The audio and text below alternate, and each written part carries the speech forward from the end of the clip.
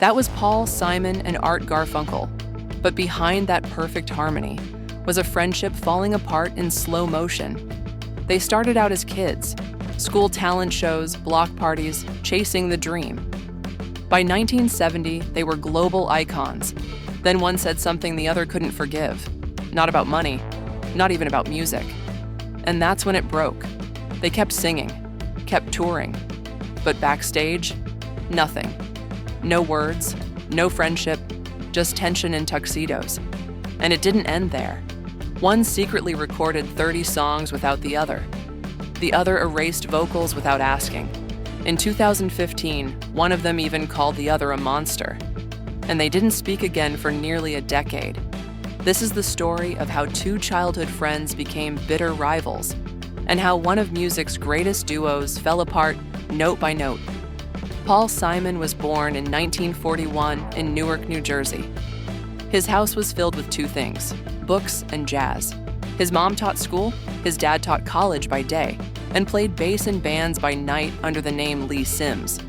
Paul saw it up close. Music wasn't just sound, it was escape, identity, and respect. Then, in 1945, the family moved to Queens. That move changed everything. Because in that same neighborhood lived a boy named Art Garfunkel, Public School 164. Paul sees Art sing solo at a school talent show.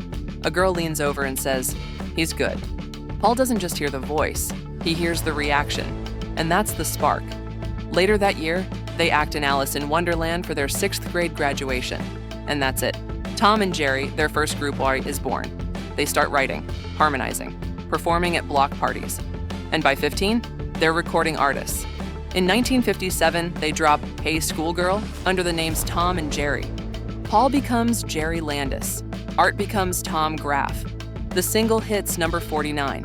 They land a spot on American Bandstand. At 15, they're famous. But behind the scenes, Paul was already working alone. While Art saw a duo, Paul saw options. Between 1957 and 1964, Paul quietly recorded more than 30 solo tracks under fake names: Jerry Landis, Paul Kane, True Taylor. He wasn't just singing. He was writing, producing, planning. Art had no idea. When Art found out, he set it straight. That betrayal shattered their friendship. He never fully forgave Paul. And the wildest part? Paul didn't stop. He doubled down. He released solo tracks, fronted other bands, wrote for other artists. He even got a hit with Motorcycle under a different group name. All while Art thought they were still a team, Paul was already building a future that didn't include Art. They drifted. By 1958, the duo had split quietly. For 5 years, they barely spoke. Paul kept chasing solo deals. Art tried to stay in music, but couldn't get traction. They didn't reunite in 1963 out of love. They reunited out of desperation. Paul convinced Columbia Records to give them one studio shot. They sang The Sound of Silence. Producer Tom Wilson, the same guy who'd worked with Miles Davis, was floored. That one take got them a deal, but their debut album flopped. Only 1,000 copies sold in 8 months. Folk was dying. The Beatles were the new kings. Paul ran off to England, played clubs, recorded a solo album. Art stayed in New York, went back to college. The duo was done again. Then came the twist.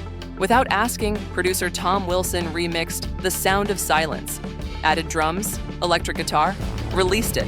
Paul found out from a magazine while performing in Denmark, and it was already climbing the charts. By January 1966, it was number 1. The duo rushed back into the studio.